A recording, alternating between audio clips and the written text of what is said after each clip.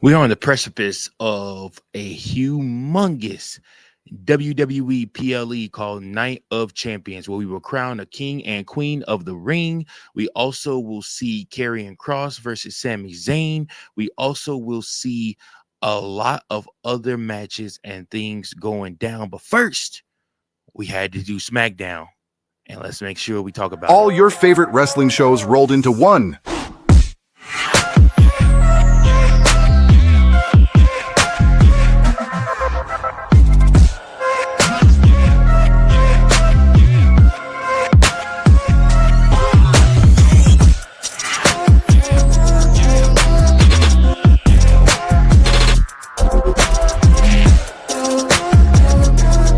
Welcome to the We Book It podcast. Let's start the show. Welcome in, everybody, to another episode of the We Book It podcast. This is your boy Virgil stepping in, standing in for my brother in arms, the normal host of this show, Fritos. We love you, Fritos. We got your back. But I'm stepping in for Fritos for a couple of weeks. Gonna be doing your SmackDown Lowdown, Hold Down, Throw Down, No Down, Toe Down, Low Down, Whoa now. That's right. And I'm back with you guys, and we're gonna have fun. We're gonna talk about SmackDown. We're gonna talk about all of the great talent and all of the great things that happened. So, SmackDown opened this week with a brief intro from Michael Cole before Cody Rhodes makes his way to the ring. The king of the ring crown was on a podium in the ring, and Cody was wearing a suit, so it was clear that it would be a long promo from the get-go. Actually, it was weird because the promo, like, I guess they must have had some type of mess up with the video feed, or somebody must have stepped on a cord in the back or something like that, because you literally, for those that were watching live on Netflix in the countries outside of America, the feed cut. And so they, like, you couldn't even watch like the actual promo. All you could hear was them talking, and like Randy and Cody were like trying to like buy time and figure out what to do. However, for us here in the States, guess what we got? We got 10 times better. And for those of you that watch it on YouTube, you can go see it on YouTube now. It's uploaded. Literally, people's cell phones, they took people's cell phone footage, and that's how they showed us the promo. Like, this is the most insane thing ever. $1 billion company. They lose the feed. Some cap is with the cameras, and you don't have video footage. You don't have multiple cameras out there to figure out how to do this. I mean, hell, what the hell is that damn Netflix thing, the little drone thing that flies around and stuff like that? USA, you need to buy a drone for SmackDown, so that way if anything happens, you know, you can at least jump over to the drone and just fly around the ring and still catch everything with the promo. But nonetheless, basically this was your run-of-the-mill promo of what you thought you would hear. Like I said, Cody Rhodes and Randy Orton still showing that same admiration and love for one another. Cody Rhodes telling Randy Orton that, you know, he doesn't need the king of the ring, or as much as he does think he needs to be king of the ring, Cody Rhodes needs it just that much more. Randy Orton once again telling Cody, he's warning him, I will do whatever it takes to win this king of the ring, because I have to. I got to go beat John Cena. I need to also, which I forgot about this. Randy Orton actually lost King of the Ring last year to Gunther. So this is his second go around being in the finalists for the King of the Ring, and it is one of the one prizes that Randy Orton has not held in his illustrious career. And King of the Ring was around when Randy was a superstar. I mean, I think they stopped doing King of the Ring. What I feel like 2002, Brock was King of the Ring. I don't know if they did one in 2003 or 4 or 5 or 6 or 7. And then I think William Regal was the next king. No, I lied. That's a lie.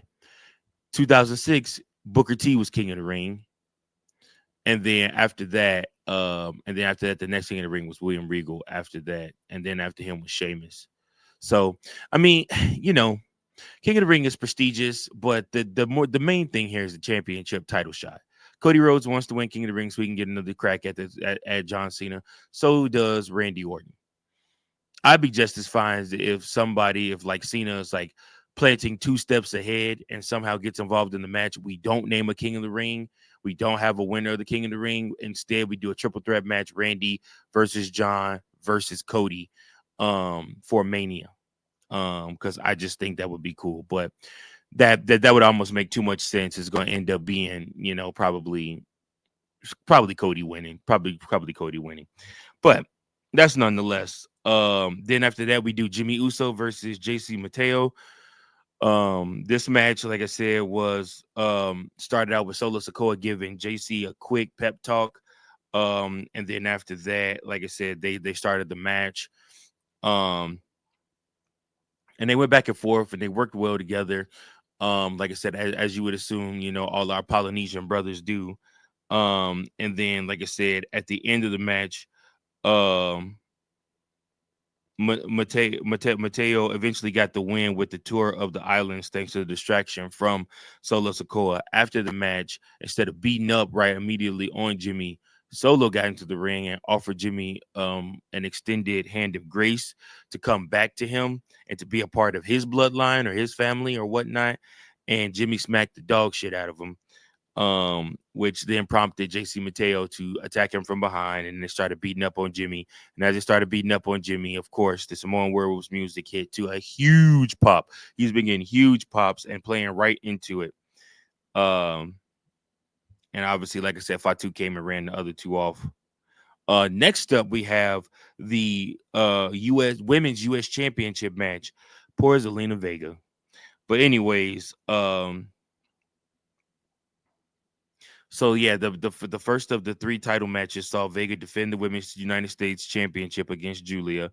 They started the match with an exchange of 2 counts before taking each other down. This match is actually pretty hard hitting, and Julia really brought it to Zelina Vega. Zelina Vega was trying to recover and trying to come back and trying to fight through. And she did at one point gain the upper hand by ramming Julia into the steel steps. But then Julia would quickly regain the upper hand, and she hit the Northern Lights power bomb for the pin, and she became the new United States Women's Champion. And yeah, like I said, I mean, Zelina Vega did a lot more posing with the championship than defending it, and they didn't really book it to mean anything. So hopefully, with these younger women, it'll mean something again. This is the 3rd United States Women's Champion in WWE history. That is Julia. First one obviously was Chelsea Green. Second one being Zelina Vega, but Zelina didn't do anything with the championship after she had it. So the fact that they put it on Julia now, hopefully it'll mean something more. Next up, we have the segment between Jade Cargill and Asuka. Both came down to the ring, and Jade Cargill, you could tell she's still not super sharp with her mic skills. She still kind of struggles through her promos a little bit to get her point across. I mean, she looks dominant in the ring. I mean, she's a huge, tall woman, like I said, and she looks dominant. She looks a freaking nature in the ring. But again, she still struggles with her promos. So that's still something that she has to work on. She's struggling at AEW really bad with her promos. She's gotten better since then talking, but she struggled really bad at AEW with her promos. I think it's more so just when she finds her confidence and her edge and her ability to talk and communicate, I think that she will hit that next level. But as far as in the ring, I think her in-ring skills have gotten way better. And again, like I said, I mean, she's working on the promos, so it is getting better. And Asuka is Asuka, dancing around, doing her little flippy stuff and whatnot. This whole promo is interrupted, though, by Naomi, who comes out and tells them that she has the upper hand over both of them. She really focused in on Jade, though, and she, clearly she's not finished with Jade, and she wants to ruin Jade's life, and she wants to take the one moment away from Jade that she's worked so hard to get, by her cashing in the Money in the Bank briefcase and costing Jade the WWE Championship, which probably will end up happening. But we'll just have to see what happens with that. So,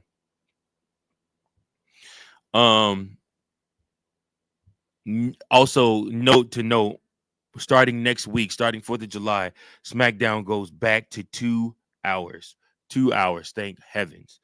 DIY versus Andrade and Rey Fenix was next. DIY came close, but Andrade and Phoenix pulled off the victory with their combined finishers. This was a really fun match that saw all 4 guys do some great work. Again, the SmackDown tag team is on another level. Raw is seriously lacking right now. And it was proven by the next match that's going to come up, which will be the Profits versus the Wyatt Six. But before that, Ron Killings came to the ring to call out John Cena for another fight, but he ends up taking a black mask from Aleister Black, who Truth interrupted backstage 2 weeks in a row. Black said they were even now before walking away, but this is most certainly going to lead to a match here soon between these two, which will be fine. It gives our Truth something to do, and Aleister Black also something to do of meaning as well. So I'm not mad about it. So it's Ford and Dawkins versus Gacy and Dexter Lumis for the WWE Tag Team Championships. This is your second championship match of this show, and it was a good one. Ford got onto all fours with Lumis before they popped up to their feet and started trading fast punches. Fraxium DIY, Los Garzas, and the Motor City Machine Guns all showed up at ringside. This is leading to some big, huge match, probably a SummerSlam, maybe a ladder match, a tables match, some type of mass chaos match between all of these individuals for the WWE SmackDown Tag Team Championships, which is huge, which is really cool that these championships are being put on display like this, because you have now, remember, 2 nights of SummerSlam, 2 nights. So the matches that you make have to matter, especially for the tag team titles. So the match ended up getting called off due to involvement of everybody, and it got messy, kind of like the Royal Rumble in there a little bit. But you know, it is what it is. Then next up, we have our next match: Tiffany Stratton versus Nia Jax. Jax is the last woman standing match for the WWE Women's Championship, and Jax beat the holy hell out of Tiffany this whole match. This match, Tiffany showed that she could take a licking and keep on ticking, because she definitely got beat up by Nia Jax. Nia Jax did not spare any expense in beating that woman up. Tiffany did end up winning the match though when she put Jax through 2 tables at ringside. There also was a cash-in attempt by Naomi that was ruined by Tiffany when she took her briefcase. Not only hit Naomi with it, but also hit Nia Jax with the briefcase also. Then last but not least, we have the moment of the night and our title video. That's right, CM Punk comes out. So first off, John Cena comes to the ring. He's getting ready to, give you his final in-ring segment with Cena versus CM Punk before their big WWE Championship match tomorrow. However, Cena stole Punk's pipe bomb on Monday Night Raw. Everybody was wondering how on last week's Friday Night SmackDown, everybody was wondering how Punk was going to respond. Punk then comes out here on SmackDown, and he comes out not to Cult of Personality, but to John Cena's basic Thuganomics. And he comes out and he begins to rap like John Cena used to. He brings back the old John Cena rapping gimmick. And John Cena looks incredulous. He could not believe that Punk is stealing his stuff, his shtick. And Punk made a rap and rapped it. Some parts he kept was kind of offbeat. He did mention the fact that John Cena he would want to retire too if he was John Cena, if they just hired back his ex. He also mentioned, like I said, that he's going to be Kendrick, and John Cena would be Drake. So, some cool parts in there. Like I said, he had a couple of bars, a couple of zings. I wonder who helped him write it. One day we'll find out who helped CM Punk write that, or if he just wrote that all on his own. But it was good material. It set up their match. CM Punk got the last word, which pretty much lets you know CM Punk ain't winning tomorrow, but I don't think anybody expected CM Punk to win tomorrow. But we'll see what happens. Could end up in a disqualification. We will just have to see. But that's your show for tonight. I appreciate each and every last one of you. Make sure that you tune in to the PLE. Also, there is the matches for the We Book It Championship, and all of the fellas gave me their match card in the winners. So you got Rhea Ripley winning.